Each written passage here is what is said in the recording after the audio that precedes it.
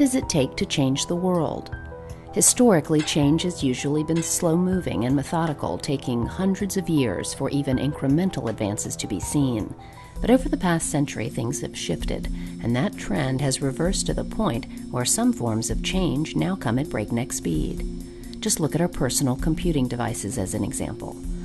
Our cell phones, laptops, tablets, and other devices come out to great fanfare one day, only to be labeled as obsolete and clunky after only a few months. In our consumer-driven world, that type of fast-moving change is okay. But when it comes to building large-scale, long-term items like cars, buildings, and aircraft, the process is slowed down to make sure those items are as safe and reliable as possible. This disciplined and deliberate process can be seen clearly in the aircraft industry. Before new technologies are implemented, they are first tested and retested for many years to make sure they will perform perfectly every time. And because getting it right is so important, the workload is often shared with thousands of highly skilled industry personnel, as well as with the brilliant engineers who run our national wind tunnels, labs, and flight facilities at NASA. Much of the early testing begins at NASA, where engineers bring the breadth of years of aeronautical knowledge to bear on each new design before a craft is ever placed into service. But how does this testing work, and what is the process that researchers go through to make flying as safe as possible? Coming up on this episode of NASA X, we follow members of the Environmentally Responsible Aviation Team as they conduct a variety of tests on new aircraft designs that are in the early stages of development. We will follow them to see how initial designs and ideas are moved through the pipeline from computer drawings and wind tunnel models all the way to scale model aircraft and full-scale flights. We will see how each new step is bringing us closer to flying on board future aircraft that are more efficient, quieter, and safe. And we will see how each new step is helping to change the way we all fly.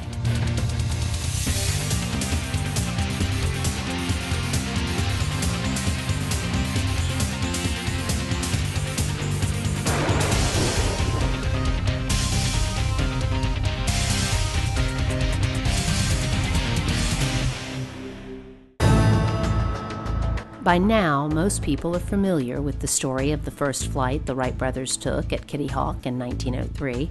That 12-second flight, captured in this famous picture, was the first stepping stone to modern air travel as we know it today.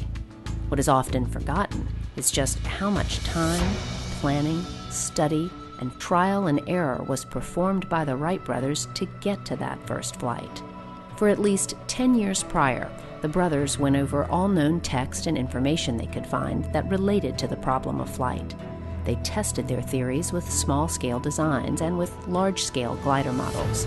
But around the fall of 1901, the brothers realized that much of the data they'd been using from others was faulty, and the only way they could get accurate data was to get it themselves. Shortly after this realization, they built a very simple wind tunnel that they could use to test their different ideas for the ideal wing shape. By 1902, the brothers had accumulated more information on the design and behavior of wings than anyone else previously in the history of this field of study. With this knowledge, they had the information necessary to design and build the world's first successful heavier-than-air flying machine.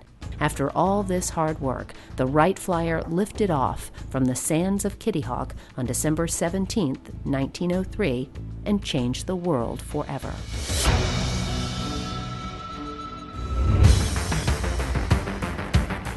Even though the world and the technology that we use every day has changed dramatically since 1903, aeronautical engineers still follow the same basic principles that the Wright brothers used to build aircraft today.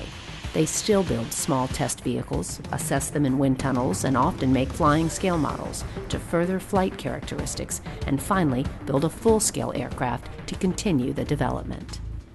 Obviously, much of the testing of today is accomplished by aircraft manufacturers, but many people don't realize that virtually every new aircraft design is still tested at different NASA centers around the country. This is because NASA is still the world leader in aeronautics and has the facilities and brainpower to continue to improve the science of flight for all of us. When people decide that they're going to take a flight, what are they looking for? Are they looking at how long it's going to take me to make this flight? Not necessarily. They're looking at the number of stops and the cost. And so the work that we're doing directly impacts those. Fuel burn, emissions, noise. So for the general public, what we're doing is making it less costly for you to fly without any reduction in your safety, and we're doing that while we're making it better for the environment. Today, one of the biggest areas of focus in the aircraft community is on environmental issues. There is a growing realization that if pollution of all types can be reduced, then costs and aggravation for the traveling public can be cut dramatically too.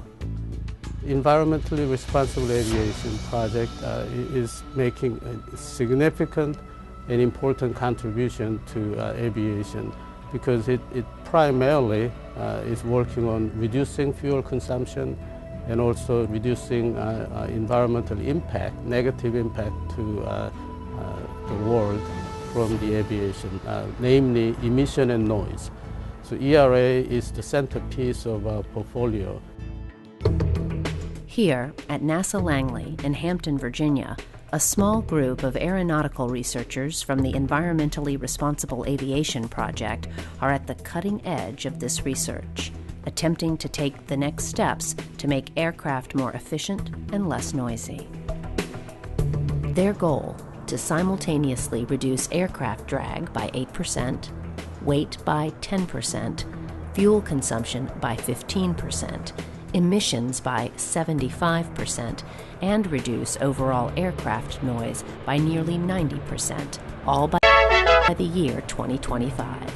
These lofty goals are definitely attainable, but a lot of work and testing needs to be completed now to get us there. In today's world, testing new designs always begins on a computer screen. Complex computational fluid dynamics often helps researchers get a head start in understanding flight characteristics of new designs. But even with the most sophisticated computer renderings, at some point, actual hardware must be tested in wind tunnels. So after the computer models